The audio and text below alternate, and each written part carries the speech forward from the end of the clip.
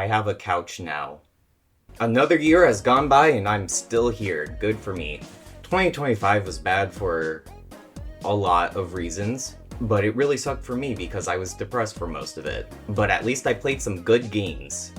I played a lot of games. I played more games than last year, mainly because I was depressed. I would have preferred to not be depressed, but instead I got nubby. So once again, I'm going to be going through the best and worst games I played in 2025, any anticipated games, and a sort of year in review for my own channel and experiences at the very end. That's really all there is to it. Let's just go ahead and start talking about the good games in no particular order. I played a lot of games. There's so many games I want to at least mention that were good, and I can't do it because I would be here for hours. Viewmaster is a very good puzzle game where you take pictures and that sort of manipulates the environment. Like you take a picture of that and then boom, it's there physically. I don't normally say this, but I would have preferred it if it didn't have a story. Also, fun fact, this was one of the reasons I bought a PS5. I thought that my computer wouldn't be able to handle it because it's on the PS5. I played I Have No Mouth and I Must Scream, a 90s point-and-click adventure game on the PC computer systems. Yeah, it was pretty good. It was pretty freaky. Definitely had some of the pitfalls that early 90s point-and-click adventure games on the PC have, where it's just really cryptic in what it wants you to do, and at times illogical what you need to do. I don't think I could have beaten this game and got the true ending if I didn't have a guide. Speaking of games based off of books, MyHouse.wad. It is a Doom 2 custom map that takes place inside of this house that is bigger on the inside than the outside, and it goes into some insane depths. It's based off of the book House of Leaves, which I actually read and finished in 2025 because I saw a video essay about MyHouse.wad, and it seemed like it was incredibly up my alley, and it was. It was pretty good, check it out. Speaking of Doom, I played Doom Eternal. I actually have this for my computer, but it can't run it. But it can run Viewmaster. What is it, Western man? Better keep your story straight. I played Doom 2016 on my laptop, but it can't run Doom Eternal, so I had to play it on the PS5. And at first, it was difficult adjusting from mouse and keyboard to a controller. It's just very different, and very early on, I was dying a lot at this one arena. But then something clicked, and I was ripping and tearing until it was done. It was like I entered a flow state. I became the Doom guy. I was in the Doom guy. Yeah, it's a very good game, very excellent. I really liked it. I'll probably play Doom Getting Medieval soon. I own the game. I got it from my dad for his birthday. Happy birthday, Dad.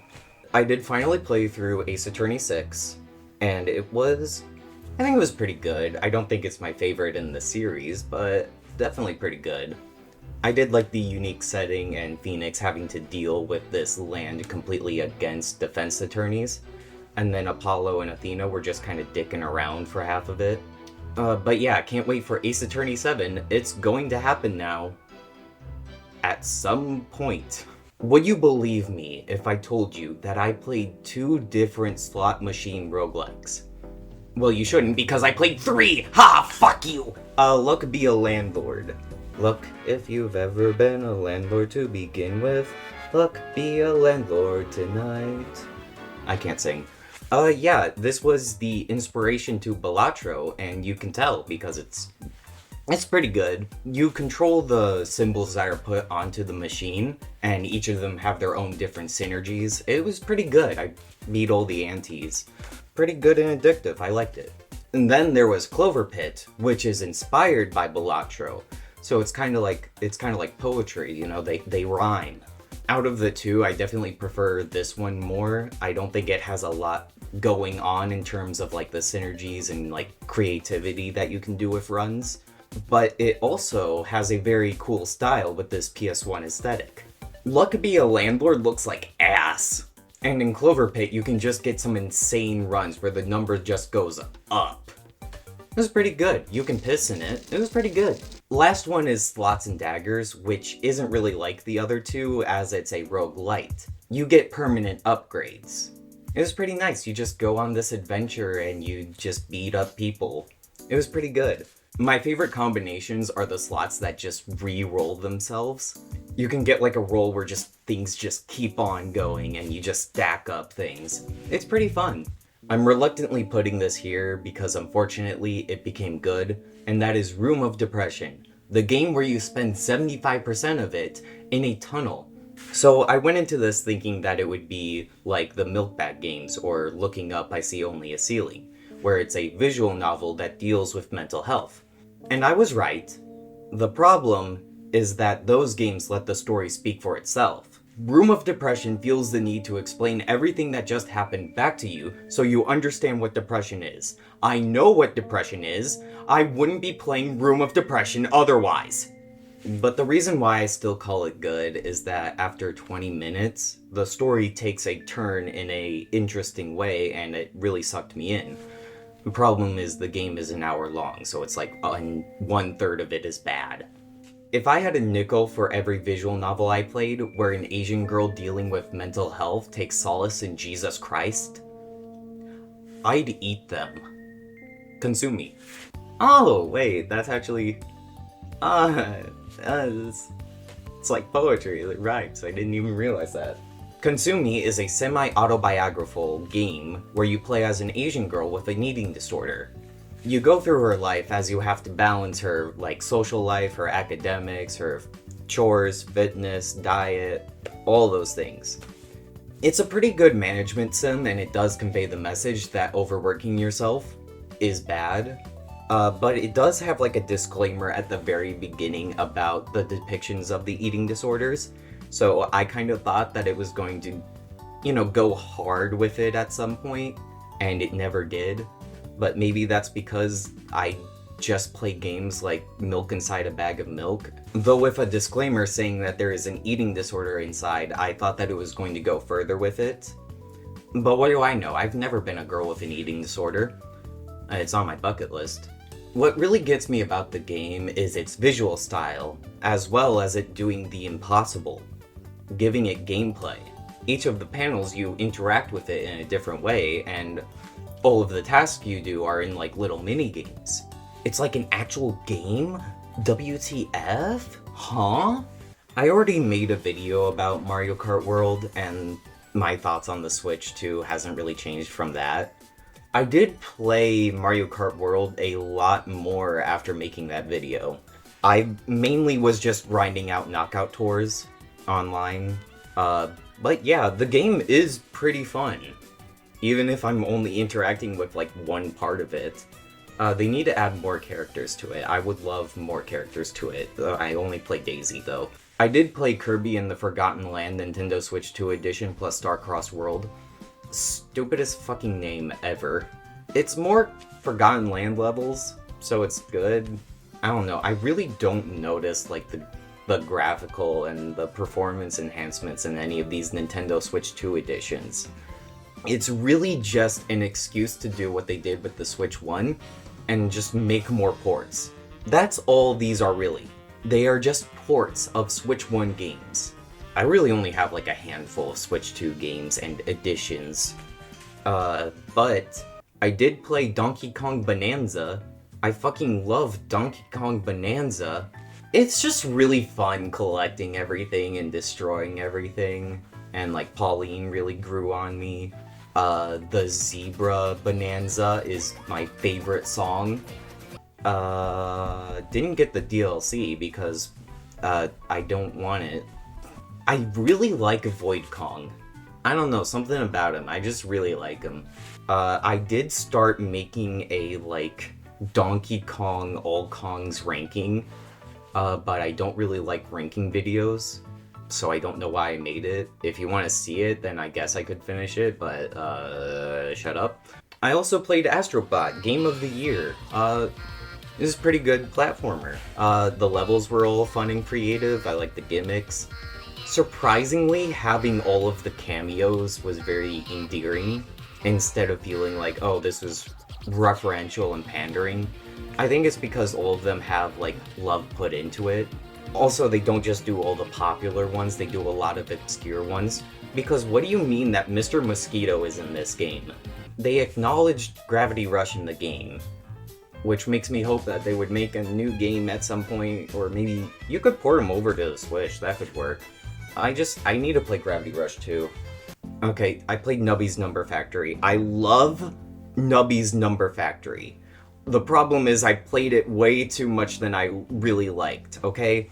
Nubby Trials number 5 is the harder than Dark Souls. It's the most difficult thing. I can't beat it. But this game is very good. It's got a very good style to it. There's no other game where one of the best items is the pregnancy test. I'm not really proud of this, but it was also the reason I could finish Better Call Saul. I didn't like that I had to Subway Surfers it with Nubby's Number Factory, but you gotta do what you gotta do. Yeah, God bless America. Did you know that you have rights? There's been a game that's been on my radar for a while and I didn't get it until recently, and that's Dead Estate. And I should have gotten it sooner because I love this game. It's honestly a pretty standard roguelike. It's very similar to Isaac or Gungeon, but just isometric. But it's just a very good gameplay loop. The characters are all fun and unique. I had a lot of fun, like, just exploring and finding all the secrets and the hidden endings and whatever. Also, this game has a shopkeeper called Cordelia Valentine. Why, if I knew someone was coming in. Oh man, oh my god, oh man, oh man. She's actually one of my favorite characters in the game. She's a character that you can play as, and she just has, like, my favorite gameplay loop so far. I really like Dead Estate. Try it out, please. So, there's a game called Myriad Death, and around the time that this came out, I discovered Steam trading cards and how you can sell them to get money. So I decided to sell all the ones that I've gotten and use that money to buy this game. Yeah, it's a Mori Calliope roguelike. It's honestly not too bad. It's pretty good. It's pretty decent. It's good. It's decent. It's good. It's alright. It's good. It's decent. It's fun. It's fun, and I had a fun time with it. I don't think I've beaten it, but I liked what I played. Oh. Crow Country. For some reason, this just, like, tickles my brain the best way possible. It's just like a Resident Evil 1 style horror game. And this was the first one of those that I've played, and it was pretty fun. I really digged it. I really dug it. Rug. It's just you investigate an abandoned theme park, and it has, like, a very interesting story and fun characters, and I really liked it. A lot more than I was expecting. I also played Skate Story, which is the sensory overload. This was the first real skateboarder game that I played, and it's so fun. It's really fun to just go fast and do tricks and whatever, and the story is fucking wild. Like, he's trying to eat the moons, and then he gets a tummy ache. Okay, A Year of Springs is a nice little visual novel about women going to hot springs in Japan. Each story focuses on a different girl and her problems, like being ace, or being trans, or trying to do something with a trans person in Japan. The main story is like One Night, One Spring, and that's free on Steam, but the game's just like $5. It's a nice little game, I liked it. It was really cute. I really liked it. For some reason, this is one of my favorite games of all time now, and it's really nothing incredible, but it's also incredible. Salamander County Public Television. It's so stupid, I love it. It's got a stupid little story. It's got fun little stupid little mini games. It's so fun. I love this game so much. It's so good. And it's so stupid. I love it. I played the Silent Hill 2 remake, and I immediately became a fan of Silent Hill. I bought that because I like Silent Hill now. It's got such a unique vibe to it. It's mysterious, it's impossible, it's suffocating, it's isolating, the fog is coming. And that makes all the people you meet along the way even more interesting, because now you have to figure out what their deal is. I can tell why it's considered one of the best horror games ever made, and I'm so glad that I went into it blind, basically knowing nothing. It's so good. I really love it. It checks all the boxes for me. I love it. Can't wait to play Silent Hill 4 The Room. Stupid name. I did end up playing Metal Gear Solid 2, but not before I crumbled. So sorry about that. Damn it, Kojima, you did it again. Oh, this is a good game. Yeah, I like the characters, I like the twists. I didn't know that Raiden's name was actually Jack. I thought that people in Metal Gear Revengeance was just calling him Jack for fun. I do have that game, so I should probably play it soon. I'm not gonna spoil it, but playing this in the year of our Lord 2025, yeah, a lot of the plot points hit different. Yeah, I hope that I can play Metal Gear Solid 3 before I experience ego death. Spoiler, that already happened. Alright, I have to sing this game's praises because, who else will? Hollow Knight! Hollow Knight is definitely one of the best games. It's a beautifully crafted world that you just want to get lost in. You just want to explore everything, you want to find all the grubs, you want to do everything. It's got some great combat, some great bosses, great lore. I didn't understand any of it. It is absolutely worth your time. But Silksong is even better. I fucking love Silksong, dude. It does everything that Hollow Knight does, but better. This game just clicked with me more than Hollow Knight did. I love Hornet Silksong. I love her moveset, I love her little noises. I love the world of Farloom. I loved finding every little secret that I could. It's beautiful. Hornet is my friend. Yeah, absolutely my game of the year. I bought merchandise. That means I love the game because I bought merchandise. Alright, get out of here. I played Hollow Knight at the perfect time because like I could sense that Silksong was coming soon, so I played Hollow Knight in June. Then there's goddamn Deltarune, Chapter 3 and 4, baby! Yeah, it was good. Deltarune is easily becoming like one of my favorite games, if not like one of the best games. Chapter 3 wasn't really my favorite, but it was by no means bad. It was downright good. Tenna really grew on me, I really liked the TV world. But Chapter 4, goddamn, this one's got everything. Funny moments, emotional moments, lore. I'm old. It's between this and Chapter 2 as my favorite chapters of the game so far. I haven't even done the weird route yet. That's gonna be crazy probably, I don't know. I've been waiting for this game for so long and now it's finally here. It's Ina Dream Barbecue. Good thing we only have 1/3 of it, god fucking damn it. Merchandise. I bought merchandise. Hey Al, my sympathy is gonna cost you for every condolence. Sponsor my demons. Feed me the cash. It's exactly as crazy as I wanted it to be. Ina is such a unique experience. I fucking love everything about it. Okay? Especially the writing. I do not know how they do it. It's just so insane to me, and it's just so good. Divestment? Are you making fun of my unemployment life? I don't care. Go away. What? You are Anna? You have a job? It's more of a lifestyle, really. That's my destiny. What more could I do? God knows the rest. Being able to see the world of Ina through your own eyes is just an incredible experience. I could just sit here and say quotes from it all day. I love this game. Yeah, I played like a lot of good games. I started Date Everything. It's fine so far. I started Persona 3 Reload Episode Aegis. That's pretty fun so far. Other games that I played were like Sonic Frontiers, Killer Frequency, Pager, Kill the Crows, Is This Seat Taken, Cocoon, Sword of the Sea, VVVVVV, Here Comes Nico, Pocket Boss, Manifold Gardens, and Arctic Eggs. Again, I could talk about a lot of them for a long time. but I think I've already been sitting here for an hour. I need to move on. Fortunately, very few actually disappointed me in some way. Some of it is also just like my own problem. Like, I didn't really care for Slime Rancher.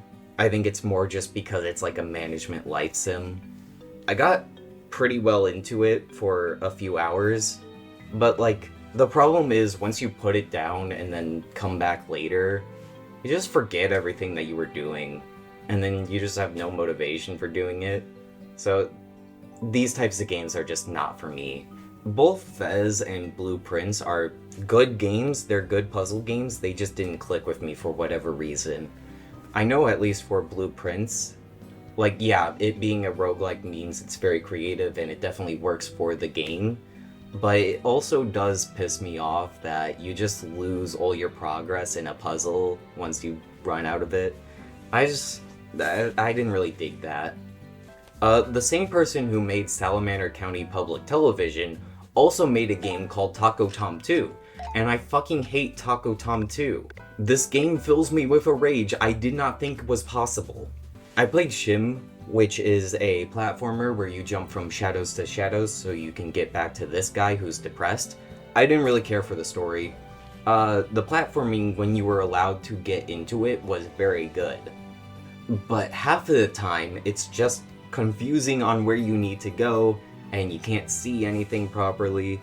It's got some problems, but it's just like a fine game. I played The Hex, which is, it's a pretty weird one. It's made by Daniel Mullins, who made Pony Island, and then this, and then Inscription. And then Pony Island 2 Panda Circus. Where the fuck is it? It's just kind of like a weird middle child. You go through different games made by the same developer or like publishing studio, and you have to figure out what went wrong.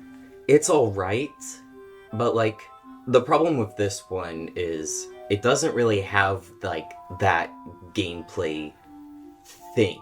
Like, Pony Island had the auto-scrolled levels, Inscription has the deck builder, The Hex has like shitty platforming, shitty shooting, shitty fighting games.